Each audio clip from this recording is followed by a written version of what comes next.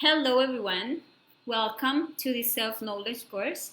As you can see today we have lecture number 17, sorry, and we are going to talk today about the three factors for the revolution of consciousness. So today we have a very important topic because in this we are going to know the only three factors that, if we put them into practice, of course, will really lead us to awaken our consciousness, to develop our spirit, and to achieve the self realization of our being, which is the total liberation. Well, so let's start immediately with today's topic. Allow me just a second to share something here.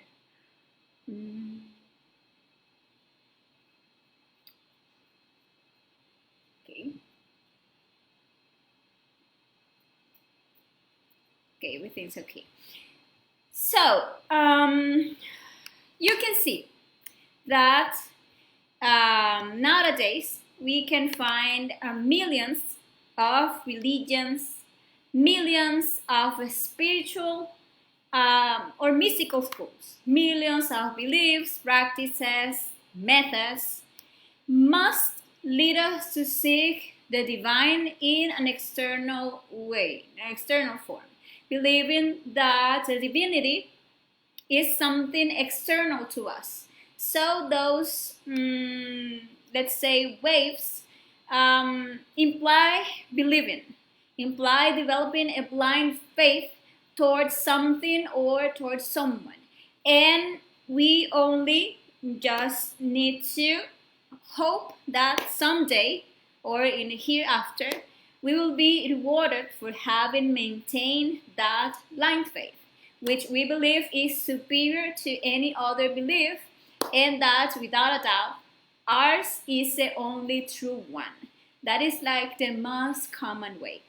But we also find many waves of a spiritual type that teach lots of techniques and methods to achieve spirituality, to develop capacities, to achieve healing, to achieve inner peace, abundance, well-being, to develop certain internal faculties, mental powers, or even to awaken our consciousness.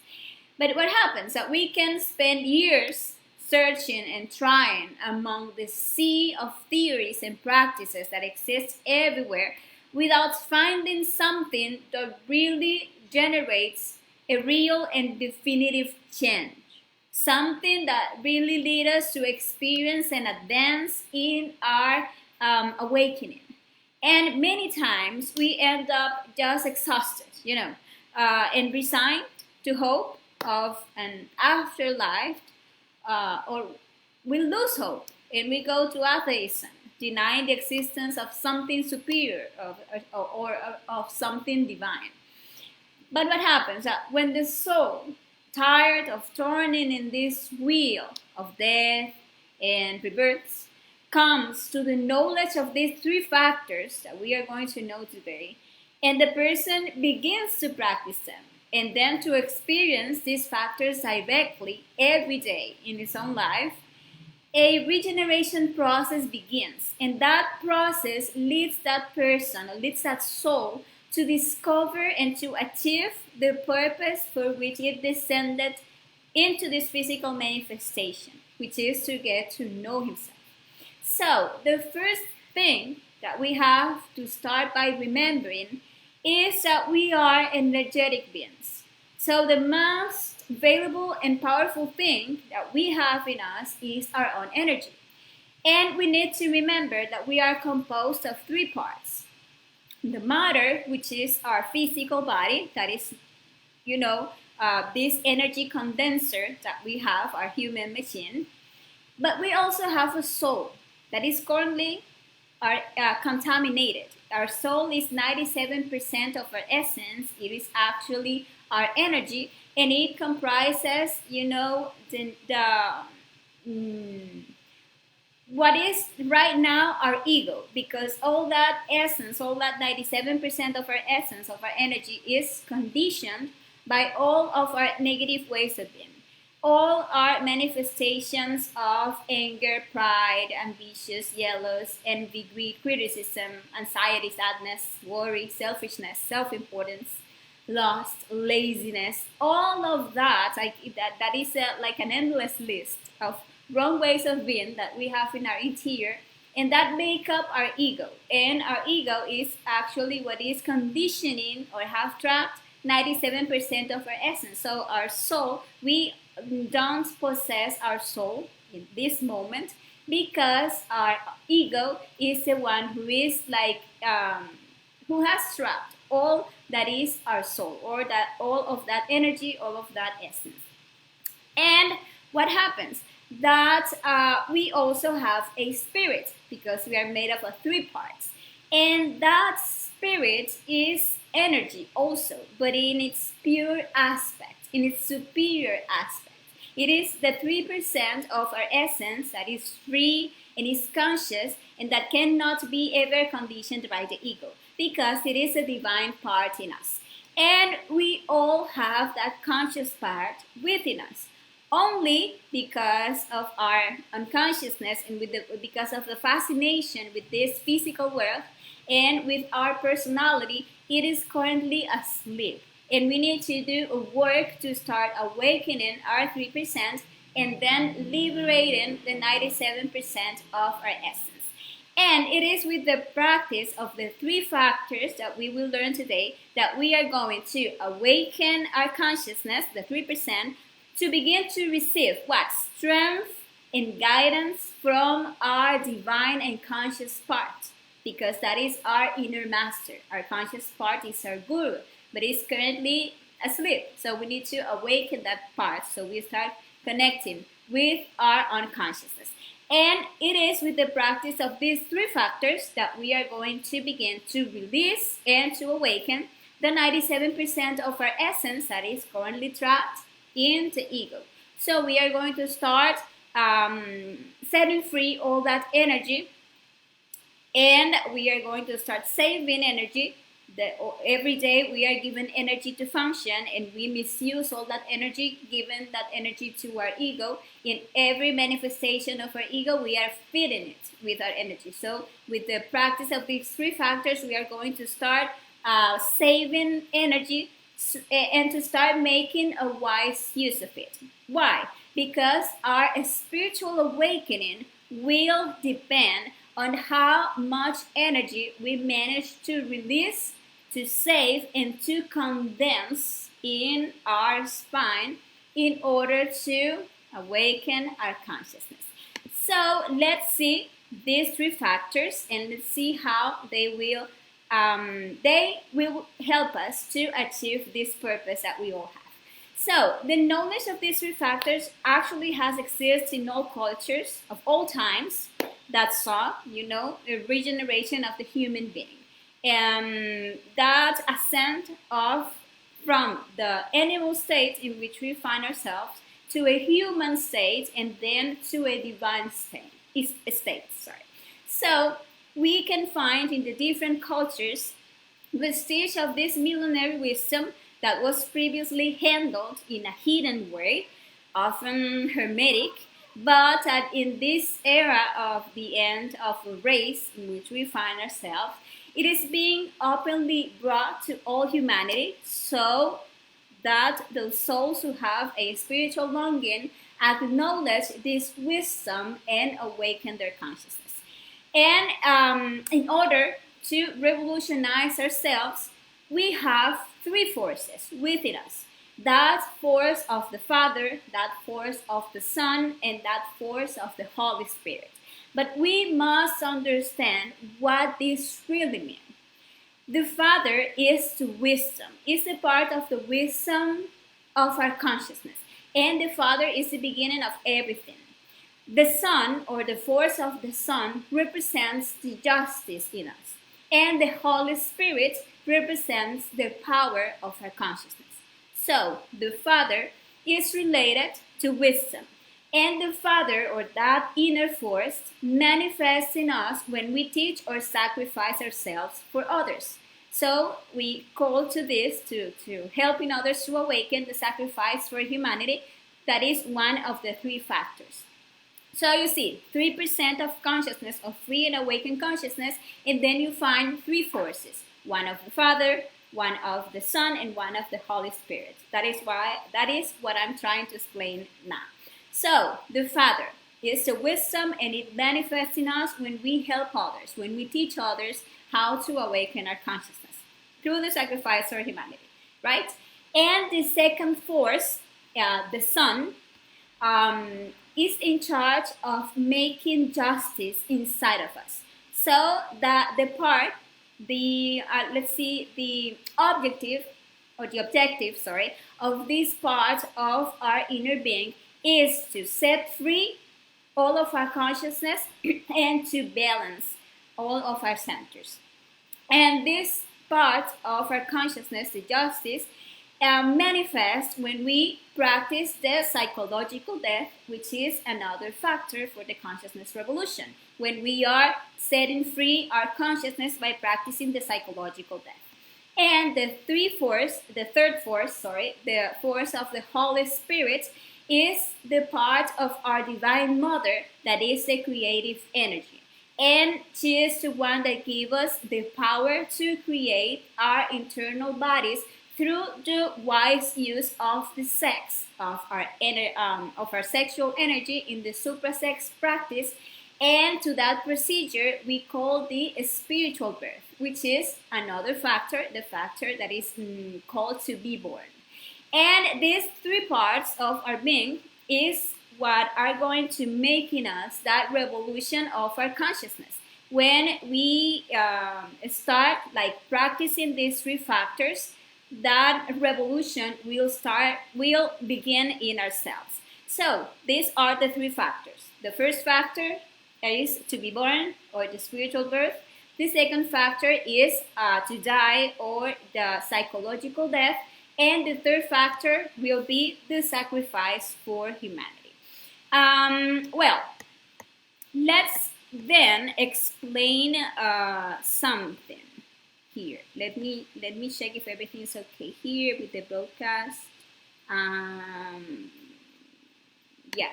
Okay, so let's explain each one of the factors. The first one is to be born, or the spiritual birth.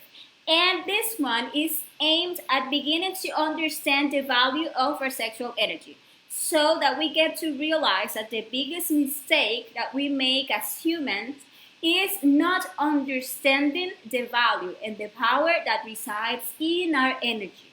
So you see that the world, the nature, the society in which we live, and each one of our psychological defects currently feed on our energies, because we don't know that all of our power, all of our possibilities of being resides on our energy, especially on our sexual energy.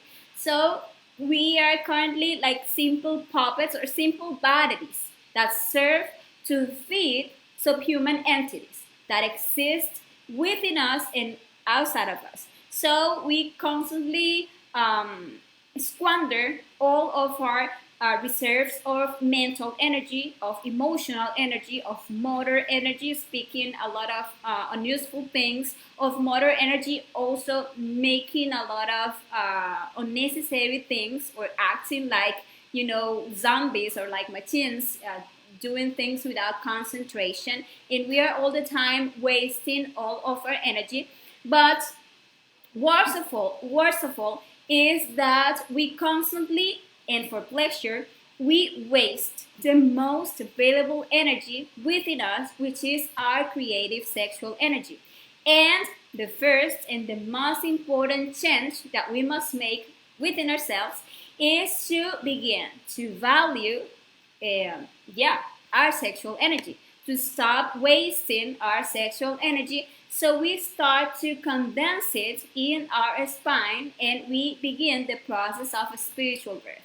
A spiritual birth is the creation of existential bodies of the being through the proper use of sexuality. So we don't only have this physical body, but we have 7 bodies.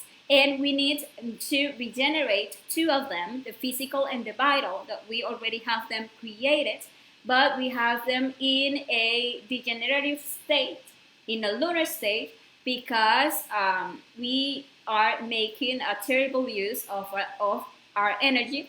And the astral, mental, and causal bodies, we don't have them fully created. Of them, we only have like a principle of an embryo of these bodies, and we need to start using our sexual creative energy in order to regenerate and to create these internal bodies. The Buddhic and the Atmic bodies, they are fully created, they never fallen, but we need to make those first 5 creations in order to join these superior bodies.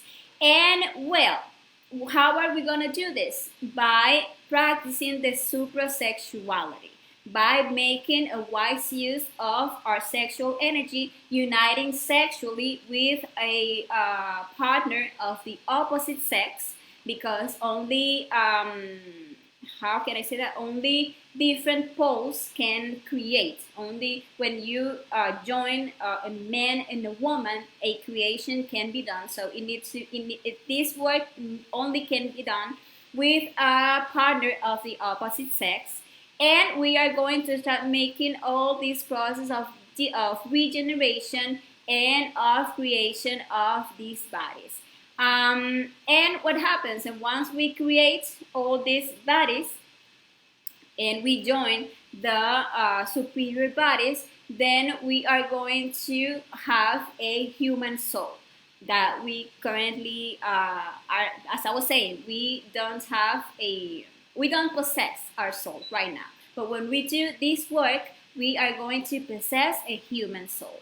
And we are going to become true men. So when we do that work, we are going to have a full presence in all dimensions of nature. Right now, we are living with this physical body in this third dimension. Most of the time, our consciousness is like living in the second and the first dimension, because there lives our personality and our ego. And as we are all the time like gravitating around the things of our personality, about making our personality better, adorn our personality, being, I don't know, someone who is recognized by everybody, and we want fame and pleasure and etc. We are all the time like gravitating around our personality. Or most of the time, we are feeding our ego. We are letting all of our ego manifest and make fun with our energy, grow with our energy, and for that reason, our consciousness is that low.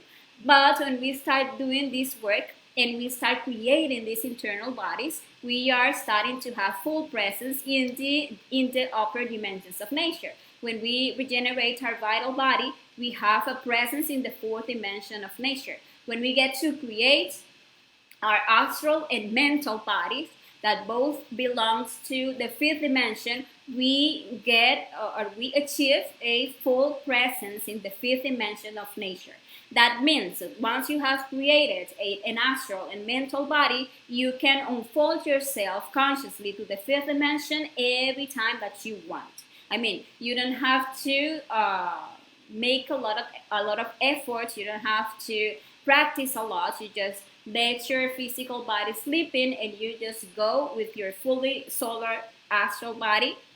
You take it out and you go to the astral plane, or you take out from there, from the astral plane, you take out your mental body, and you can fully move in that upper plane of the 5th dimension. And the same when you get to create your causal body, you can move in the 6th dimension. And when you join the Buddhic and the Atmic body, you are going to have full presence in the upper 6th dimension of nature and in the 7th dimension of nature. So that is what you are going to achieve by practicing this first factor, that is to be born, or the spiritual birth. Now, how is this practice done? Because this is a sexual practice, but it's like a little different from the sexual practice that we have been knowing and practicing till today. because these superior practices really implies that we make some, let's say, arrangements to the way that we have been practicing sex so far. And the first thing is that for this work of the spiritual birth, we must learn to value our sexual creative energy, because it is with our sexual energy that we are going to do all the creations. This practice actually have three basic requirements, and in order to be, that superior sexual practice. And these requirements are fidelity, chastity, and love. So performing this practice without complying with any of these requirements will lead to not being able to receive the results from this practice. So if we are going to practice suprasexuality, we need a partner of the opposite sex, as I was saying, and we need to have fidelity to that practice. You cannot be changing partners, or you cannot practice sexuality with anyone outside of your partner, because this would adulterate the purity of the practice. And it results that when you practice suprasex with another person, when you practice suprasex with your partner, it's like if your energy and your partner's energy start to attract each other. It's like the thing that happens with the magnets, that you start feeling that attraction, that sexual attraction towards your partner. And if you go and you practice with another person, then that magnetism is going to be broken, and that if you do that, you are not going to be able to continue making this practice, because you're going to seriously harm your energy. So fidelity is actually an very important part of this work. The other thing is chastity, and chastity is non-fornication. Chastity is not it has nothing to do with celibacy, not at all. It's not about not having sex, no, at all. It's having sex, but without expelling the sexual energy from our body. That is never reaching orgasm and ejaculation, because if we do so, we are wasting our precious energy. So in this practice, we are going to learn how to raise the sexual energy through our spine while we are sexually connected to our partner, and that way you are going to achieve chastity. Never ever spilling your sexual energy, never ever reaching orgasm and ejaculation, but experiencing those superior connections that you are going to experience when you practice this type of sexuality. And the third requirement, love, love is not what we think that it is. But because we tend to think that love is related to sentimentality or attachments, or oh my God, I love you so much, I cannot live without you. No, actually, the real love that is going to be growing between you and your partner refers to respect for the other person. And it's about that spiritual longing that leads both people to collaborate to, help each other to grow spiritually. Because the couple is our most valuable complement, since he or her is going to help us to connect with our own divinity. Therefore, we must value our couple a lot. And for the practice of the suprasex, another important observation is that we need that the place in which we practice this sexual magic practice is a place that is clean, that is in a perfect state of cleanness and ventilation, free of noises, free of televisions. And it is important that in this place that we do our practice, there are no more people sleeping there, since there would be like a mixture of energy. So it is important that this room is only for that couple. That is, well, another requirement.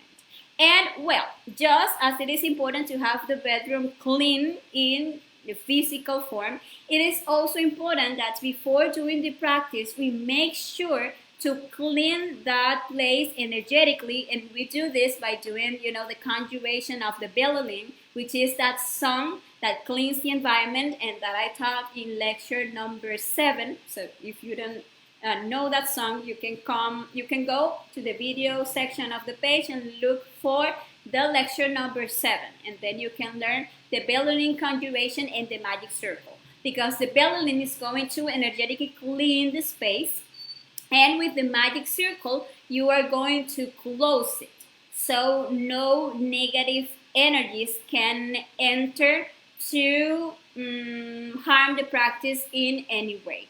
That is actually very, very important. And, well, after that, always to ask for assistance to our inner being, to our inner Father and our Divine Mother to assist us in this practice. And then we proceed to practice. And, well, we must know that it's important to have during the practice concentration. So we keep like focused in the practice, never letting the mind to interfere, imagining things, talking about anything. No, we are going to be like there all the time, present, living the here and now while doing the sexual practice. And another thing that is very important to have during the practice is the imagination. So, because it is with our imagination, with the conscious imagination, that we are going to direct our sexual energy inward and upward. Remember that for the wife, to imagine is to see and to create. And that is very important. And another thing that is important is to have will. So we keep control of our sexual organs. So we have the will to control our sexual desire and never ever get to spill the sexual energy by reaching overexcitement. So we need to be in the practice making soft movements, and we need to be aware of never reaching a state of excitement is the word that I can say. So we never reach orgasm and ejaculation. So these are the 3 things that is important to take in mind during the practice.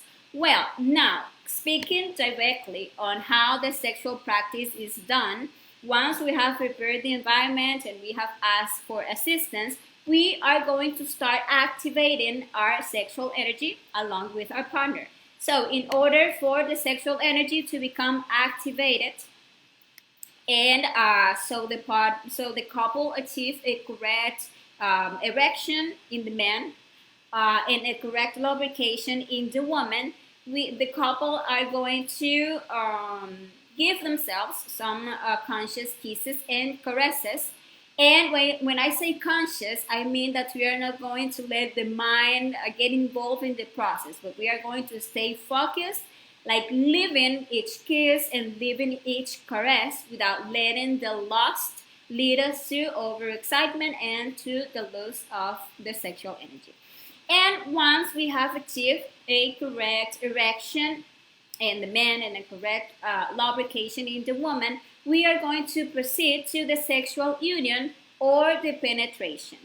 And the difference with the sexual practice to which we are, accustomed, will be that instead of making from them rough movements to overexcite ourselves and to reach the point of orgasm, we are going to make gentle movements only when necessary to maintain the sexual power, and we are going to start moving that sexual energy through our spine by making a respiratory process. Well, a breathing and imagination process.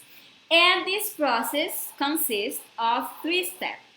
Inhaling deeply and slowly until we fill our lungs with the air. You see here like this, the example with the woman's body. So what she's going to do is that she's going to inhale deeply and slowly to fill your lungs, and you are going to imagine this air going towards your sexual gonads. This needs to be as slowly as you can. Hopefully you can like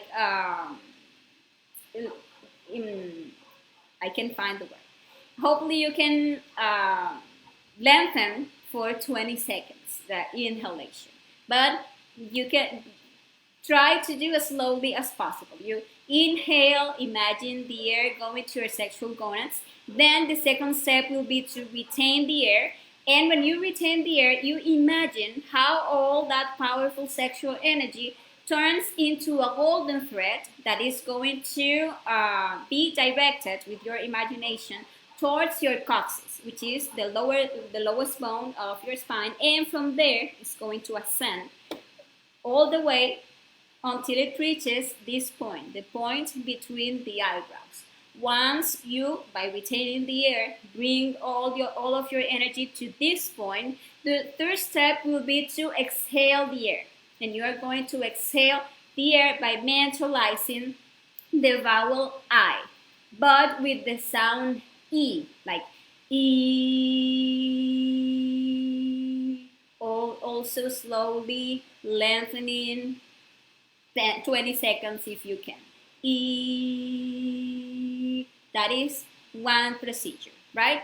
And the second time, you are going to make the same procedure. You're going to inhale, imagine the air, go into your sexual gonads, then you retain the air. You imagine how that sexual energy goes from your sexual gonads, in the case of the man, the ovaries, in the case of the woman, the ovaries, in the case of the man, the testicles. And you imagine that that energy goes towards your coccyx and then rises all the way in the spine until it reaches this point. And the second time you exhale by mentalizing the sound O, like O, no, sorry, the second time Ah. And the third time that you do this procedure, you are going to exhale with the sound O. O. So it's E the first time, the second time A, and the third time O.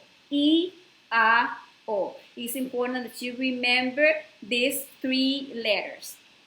Actually, I'm going to post this in the page so you have that information in case you forget. So the first time, inhale, retain, imagine the energy ascending through your spine until it reaches this point between the eyebrows here, and you exhale, E, second time A, third time O, and you are going to see that the pronunciation of these sounds generates like a specific vibration that will activate the superior capacity of this energy. And if at any time you feel that the sexual potency drops a little, that is, that the man loses some of his erection or the woman loses some of his lubrication, the couple is going to make gentle movements to regain the sexual potency. And once the sexual potency is like great again, you are going to continue uploading your energy. You need to imagine that with this practice, you are actually feeding yourself with your energy, and you are not only feeding but filling yourself with your own sexual energy. And as this sexual energy is creative, you are creating yourself internally. And well, this practice can be extended for as long as the couple wants it, for as long as they have sexual potency. And as soon as the potency is completely finished, because all the energy has already been transmuted, then the practice ends. So if you give kisses and caresses and you feel that the potency is not recovered, then the practice ends. And the successful of this practice will be to withdraw from the practice without ever spilling the sexual energy. That is the success of the practice. And well, some things to take into account, some things important to consider are, first, to practice only once per night. You need, if you do the practice now, you need to wait at least 20 hours to do the practice again. Another recommendation is not to bath until 2 hours have passed. I mean, 2 hours after doing the practice. Because even if we don't see it at first, actually powerful electromagnetic energy is moving in you when you are practicing this suprasexual practice.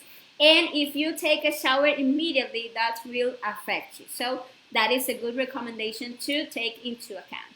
Each one must be concentrated on their own energy, as each one works with their own energy, and they need to be concentrated in their procedure, not in the procedure of the partner. And another thing to keep in mind is not to do the practice during the menstrual period, or if the woman is pregnant or lactating. And another important thing is not to use contraceptives, since they isolate and affect the creative power of the sexual energy. And we must bear in mind that this practice is in itself a natural control of fertility, because the success of the practice is to always withdraw from the practice without reaching orgasm and ejaculation. And well, that is all about the first factor for the consciousness revolution. If you have any question, please leave it in the comments and I will gladly be solving any question that you have. And well, the second factor is to die, which is the psychological death. And it refers to the disintegration of each one of our negative ways of being that keep our essence trapped and conditioned, that keep also our energy contaminated, and that are the ones that keep us in this degenerative state in which we currently are. And to eliminate them, we need to make a practice, a constant practice of self-observation, understanding of ourselves, of each of our ways of being, and to eliminate them by asking the power of the justice of our consciousness, which is our Divine Mother, with the power of the Sun. That is, we ask her, Divine Mother, eliminate this defect that we observed and discovered within ourselves. And that way, we are setting free a part of our consciousness.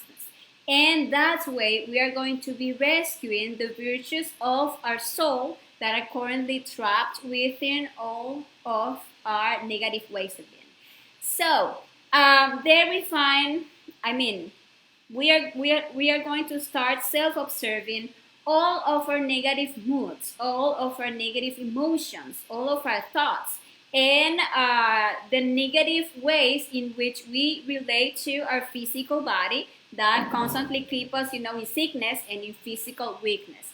And we see that the consequences that we experience in the physical plane, all the illnesses that we suffer, actually come from the contamination and the misuse that we make of our internal energy. And that is because we are letting all the time our psychological selves to manifest all those negative ways of being. And well, by eliminating them, we are going to develop the virtue that is opposite to that defect. Because if you get to eliminate your anger, you are going to develop patience, self-control, and love. If you eliminate your laziness, you are going to develop a lot of diligence. If you eliminate your lust, you are going to develop chastity. So important for the first factor.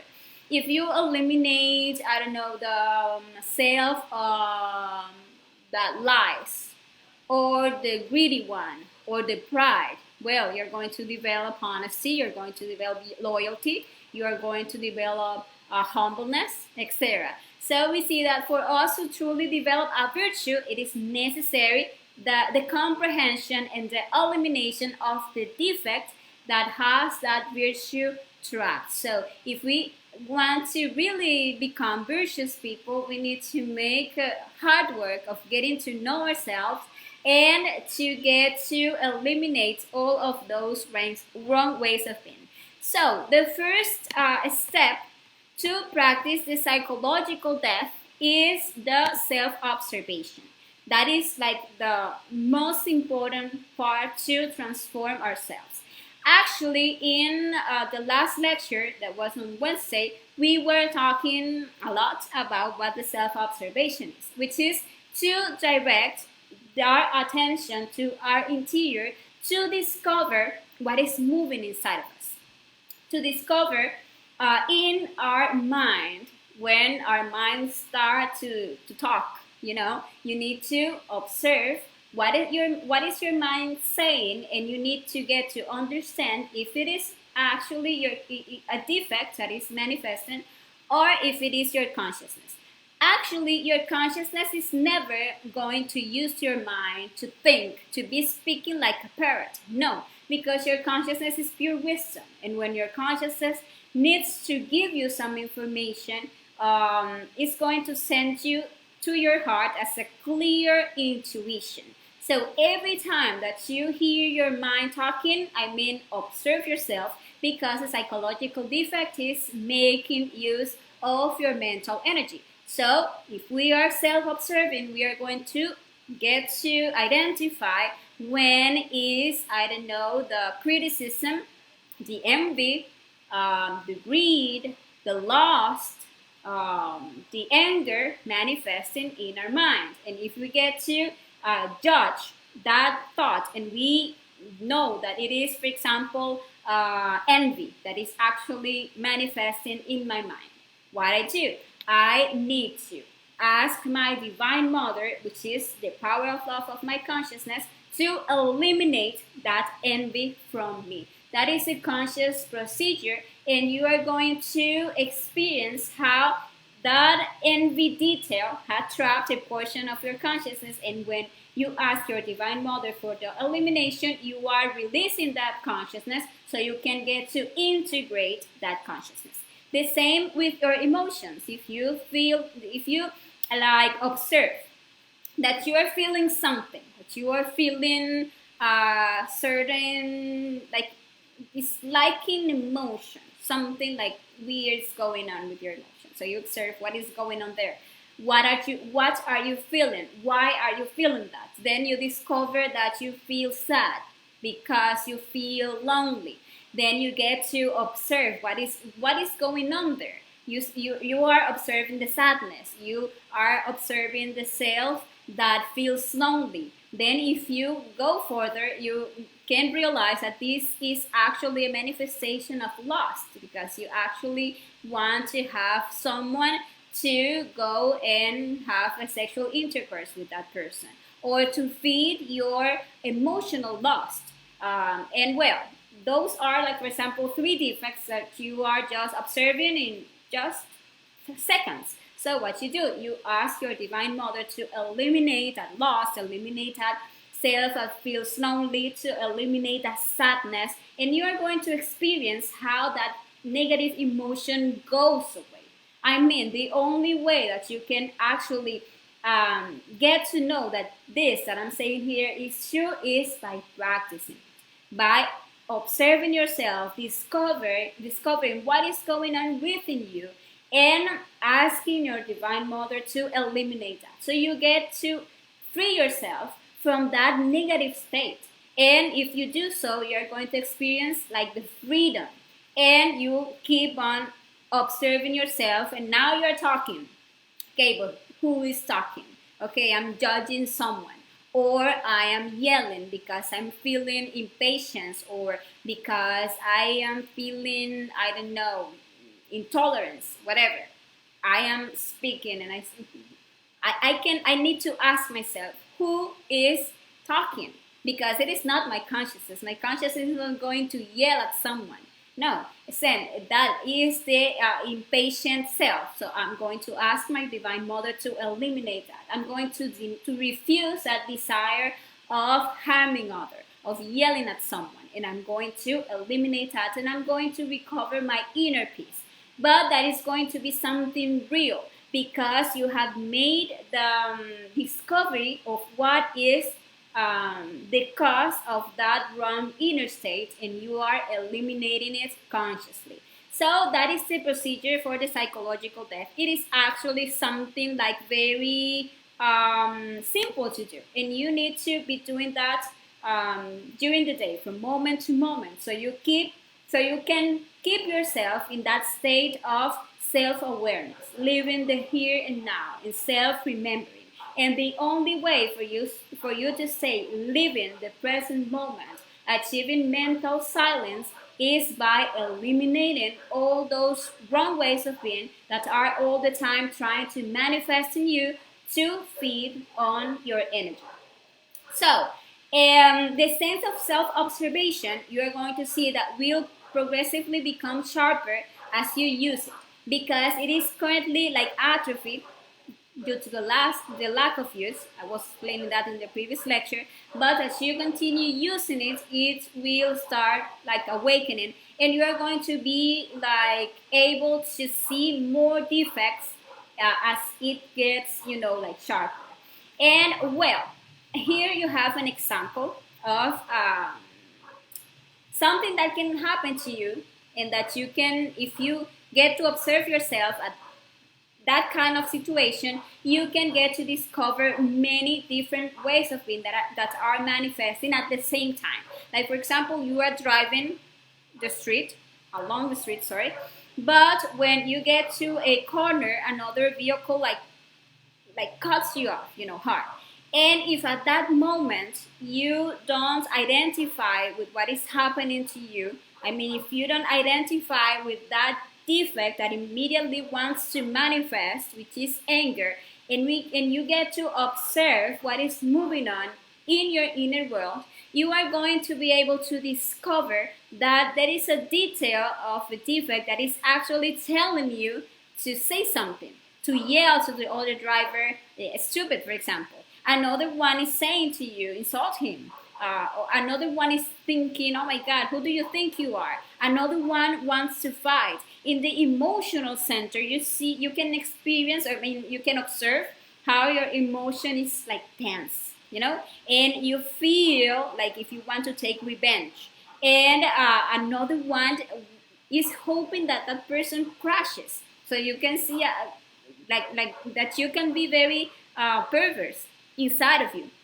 So if you get to observe all that, you can come eliminating all those small details that are manifesting, and you can observe also the resentment, because sometime later you can still be remembering the scene, you still have anger, you can forget what happened, but if you are self-observing, you can get to eliminate all that, so you don't stay like a whole day in that negative inner state because of that simple situation.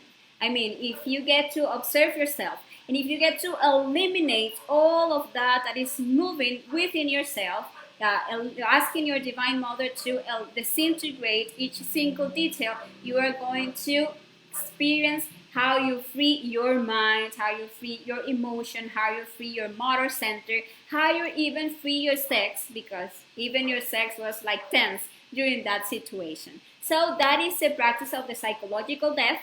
When we do this from moment to moment, it is called the ongoing death, and it involves to stay awakened the whole day, so we can observe every single detail of the ego, manifesting in us. And also we can take like a time during the day to sit and to reflect on the different things that have happened to us. Maybe at night you can take an hour, half an hour, to go into enter into a state of meditation and to reflect on the different things that have happened to you.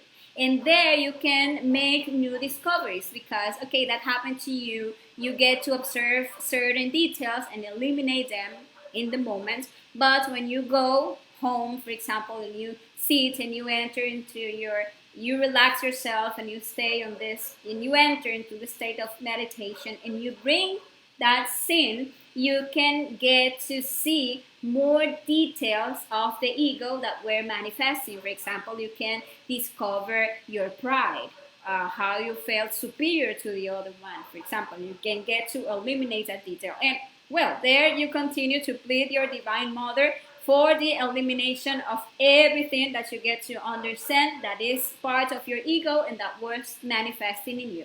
And that procedure is called reflexive meditation, and that helps you to free great amounts of consciousness, and is also part of the second factor, which is to die, or the psychological death. And well, the third factor for the consciousness revolution is the sacrifice for humanity. And this is about selflessly sharing this knowledge with all humankind. And in relation to our energy, sacrificing for humanity, searching for others to have the opportunity to change their lives, to stop suffering, to get to awaken their consciousness, is a great way to invest part of our energy for the benefits of others. And doing this actually pays off with great strength for our inner work. When we help others, when we give knowledge to others, when we give wisdom to others, we receive back a lot of wisdom from our Father.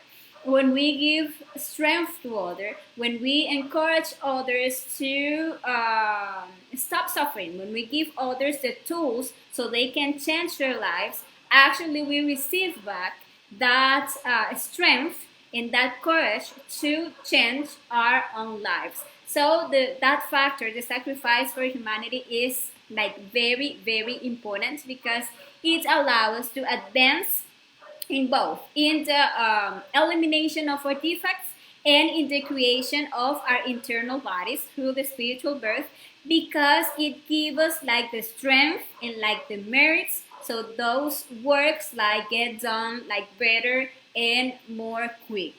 And you know that wisdom is the beginning of everything, and if we never receive the wisdom, we die ignorant of the very purpose of our existence. And if we take a moment and we reflect on this, and we value these teachings, we are going to realize the responsibility that having this knowledge represents. Because when we receive the knowledge and we begin to apply it, and we begin to experience our own internal advances and the transcendental changes that we are living, you know, the need to share this knowledge to others begins like to be born in us, because we understand that just as at some point we were ignorant of this knowledge, and now we get to see how useful this is to us. The same, there are many other people in the world whose soul is waiting for someone to bring them to knowledge of these three factors, to get to know and to achieve the purpose of their existence. And that is how we actually show love for humanity, because love is not in the words, love is not in the emotions, love is in the actions, in what we do in favor of others. That is sacrifice for humanity. Now, there are certain conditions for the sacrifice for humanity. I mean, there are certain conditions to sharing this knowledge with humanity. The first one is that this knowledge must be delivered for free, without receiving anything in return. Otherwise, it wouldn't be sacrifice but business. As you know, all religions and all schools and all things that we find there is, you know, just a business with they are making business with the spiritual things and religion, etc. If we are going to give this knowledge, we must give it for free. That is the first and most important condition. The second condition is that we must give it to the entire world, without any restriction of race, age, nationality, gender, social status, whatever. As we all are sparks that came from the same source and looking for achieving the same purpose, which is the self-realization. So we need to give it to everyone. The third condition is that we must deliver it pure. So as you receive the knowledge, here we are given 50 lectures in the phase A and 25 lectures in the phase B. So you are going to receive an information that is like complete. So it is important that when you are sharing it with others, you don't add things to it and you don't take things from it. So you give it like pure. You don't adulterate this. And it is important also not to mix it with any other knowledge, but to keep it pure and give it pure. And well, those are basically the conditions for the sacrifice for humanity: to give it free, to give it to anyone, and to give it pure. And well, what are the reasons to sacrifice for humanity? First, to de-egoistize ourselves. What is that?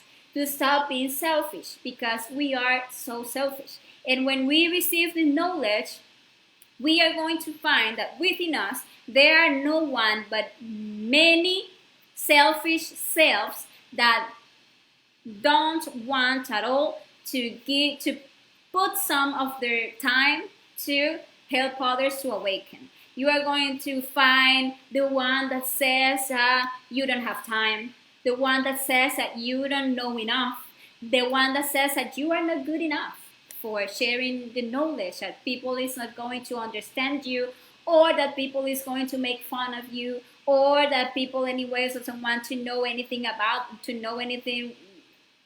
that. Anything. And all of those are selves that are part of our selfishness. And actually, if we are making this act of love, if we are aiming to go to live in that superior, how can I say, living the only law, which is the law of love, which is the highest vibration in nature, we need to start developing love in our interior so we can raise our level of consciousness. And an act of love is nourished by love, and love is in the actions and what you consciously do to help others. And well, what is another reason for sacrificing for humanity? That when we do so, we get the merits of the heart that allow us to advance in the work of the spiritual birth. So we create those internal bodies like quicker. And it also helps us with the psychological death, because each one of our psychological selves have their own depths, their karmic depths. Because when I let my anger manifest, I am harming others. And I actually have a debt with someone that I harm, and back I need to receive as a result, to be harmed. Or if I lie at someone, I need to receive that. Or if I betray someone, I am going to receive that back. And if I want to eliminate all those psychological defects, that I need to make myself aware that I have a huge karmic debt, and I need to pay for all those debts. And the way to pay for that is with Dharma. And I receive Dharma when I sacrifice for humanity. So I start paying for my karmas with love, and not with pain. And if I have the money, the internal money, the Dharma, to pay for the karmic debts of my psychological defects, I am going to be able to eliminate them quickly. And as we were explaining in the lecture number 13, when we are talking about karma and dharma, we were saying that if we want to self-realize, we need to pay for the karmas of 7 existences, and we need to pay for it all. So if we want to self-realize, we need to make a lot of dharma, so we make clear, I think, all of our accounts. And well, another reason is that he who gives wisdom receives wisdom, as I was saying. And what are the ways to sacrifice for humanity? Well, very easy. Inviting people to receive the knowledge. That is like the first way. That is the way we all start. Inviting our friends, our family, our acquaintances. And then when we have invited everyone we know, and we respecting their, what is the name of that? You need to respect the, I forgot. I mean, the thing is that we give everybody the invitation to the knowledge that the knowledge exists, but we don't push them. You know, we respect their free will. That is the word. And then we start inviting strangers in social medias or by handing flyers, whatever, or pasting posters, making advertisement or publicity campaigns of the knowledge of the lectures, so other people get to know that we are giving the lectures, for example, on this page, etc. Another way that you are going to do once you receive, the lectures, once you ask the person that is giving you the lectures to hand you the book of the lectures and you start studying them, the next step is to start preparing yourself to teach this lecture, to teach this knowledge. And you start giving introductions to the persons about the course. I mean, that is talking to the person about the 3 factors for the consciousness revolution, about what is this course about, yeah. And the next step, or the next way to do sacrifice, is teaching these lectures, that as I'm doing now, making a space. It can be, how do you say that, in presence, like there. You have a space and you invite people and you teach them the lectures, or you can do it over media, whatever you want. The thing is to hand people this knowledge. Opening places or spaces where the teachings can be taught, then later preparing others to continue teaching, motivating people to start the practice of the 3 factors. All those are ways to do sacrifice for humanity. And maybe the most important way to do sacrifice is we ourselves practicing the knowledge and awakening our consciousness. Because the most we set free and awaken our consciousness, the best you can guide and help others. So that is like the best way. And well, that is the 3rd factor, and those are the 3 factors for the consciousness revolution: to the spiritual birth, to the practice, the suprasexuality, to make a wise use of your energy and creating your internal bodies. And the 2nd factor, to die, the psychological death, which is to eliminate all of your negative ways of being. So you free yourself from all of your ego and you get to awaken all of your consciousness. And the 3rd factor, the sacrifice for humanity. Those are the 3 works that are going to help you to achieve the self-realization of your being. There is no other way. And you can go and look and look and look and get your whole life looking for things. But once you receive this knowledge, the knowledge of the 3 factors, and you start practicing them, you are going to start experiencing within yourself the real and effective change. And well, this has been today's lecture. If at any time you watch this video and you have any question on any of these factors or on anything of this course, you can leave your questions in the chat of the video, or you can contact me through the Facebook Messenger here in the page, and I will be gladly solving any question that you have. And I want to invite you to our next lecture that we are going to be seeing next week on Wednesday. And we are going to talk there about the inner chatter and the psychological sun. That is a very interesting lecture in which we are going to see those psychological aspects that drain a lot of mental energy all the time and that keep our consciousness totally asleep. So we are going to study that next Wednesday. Well, so thank you very much to all of you who joined this live video. I hope that you have a great rest of the day, and well, see you the next time. Thank you very much. Ciao, ciao.